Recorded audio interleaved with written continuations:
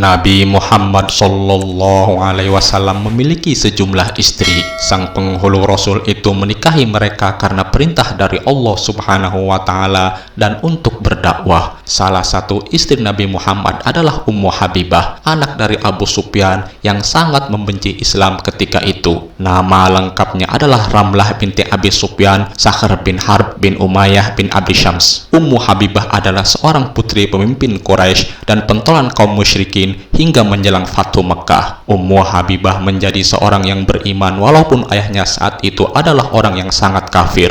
Ayahnya tidak bisa mencegah putrinya untuk tetap berada pada kesesatan dengan mengikuti ajaran nenek moyang mereka. Sebelum menikah dengan Rasulullah, Ummu Habibah telah menikah dengan seorang lelaki bernama Ubaidillah bin Jahsh al-Asdi, seorang singa Bani Khuzaimah. Keduanya meninggalkan Mekah demi hijrah ke Habasyah. Namun di sana suaminya itu malah berpaling dari Islam dan menjadi non-muslim. Meskipun begitu, Allah Subhanahu wa Ta'ala telah menyempurnakan keimanan Ummu Habibah. Ia sudah berkata kepada suaminya itu bahwa meninggalkan Islam bukanlah hal yang terbaik. Ia juga sudah berupaya mencegah agar sang suami tidak murtad. Namun Ubaidillah tak menghiraukan dan terus meminum khamr hingga dirinya wafat. Setelah ditinggal oleh suaminya, Ummu Habibah selalu merasa sedih. Namun begitu dirinya tetap tinggal di Habasyah seorang diri. Ternyata kesedihan dan kesendirian Ummu Habibah ini diketahui oleh Rasulullah. Setelah habis masa iddahnya, akhirnya Rasulullah meminta bantuan Raja Negus, Raja Habasyah, untuk meminangnya. Raja Negus mengutus pegawai perempuannya untuk menemui Ummu Habibah untuk menyampaikan surat pinangan Rasulullah kepadanya. Ia lantas menerima pinangan tersebut dengan perasaan sangat senang dan bahagia. Pernikahan pun dilangsungkan pada tahun ke-7 Hijriah dengan mahar 400 dinar. Setelah menikah, dirinya tetap tinggal di Habasyah. Barulah setelah perang Khaybar, ia hidup bersama Rasulullah. Saat riwayat mengatakan bahwa ketika bertahun-tahun berlalu, saat ia mengatasi kehilangan dan berjuang untuk bertahan hidup, sampai dia bermimpi lagi. Tapi mimpi ini berbeda dengan mimpinya tentang mendiang suaminya, Ubaidillah. Itu adalah mimpi yang menyenangkan di mana seseorang memanggilnya ibu dari orang-orang beriman, sebuah gelar yang hanya diperuntukkan bagi istri Nabi Muhammad. Nabi Muhammad pada saat itu telah bermigrasi ke Madinah, dan ketika seorang sahabat menyampaikan berita tentang para migran ke Abysinia, dia diberitahu tentang kemurtadan Ubaidillah dan kesulitan yang dialami Ummu Habibah. Raja Abysinia mengirimkan lamaran kepada Ummu Habibah melalui seorang gadis pelayan. Ummu Habibah dengan gembira menerima pemenuhan mimpinya ini, dan Raja Najasyi mengadakan makan malam untuk merayakan pernikahan tersebut. Selama hidup bersama Rasulullah, belum ada satu riwayat pun yang mengabarkan perilaku cemburu yang ditunjukkan oleh Ummu Habibah. Inilah salah satu kelebihan Ummu Habibah di antara para istri Nabi Muhammad yang lain. Suatu ketika Abu Sufyan tiba di Madinah untuk membicarakan perjanjian Hudaibiyah yang dilanggar oleh kaum Quraisy, namun ia tidak langsung menemui Rasulullah,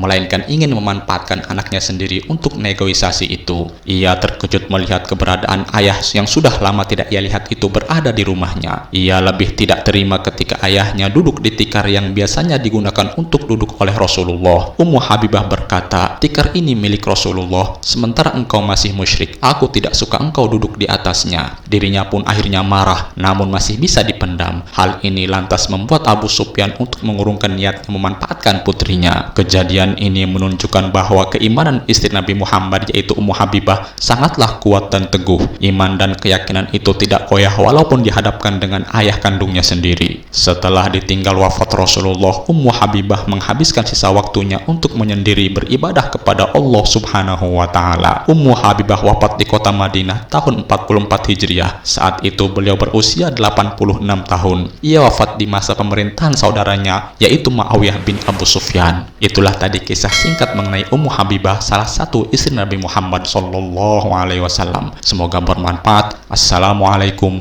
warahmatullahi wabarakatuh.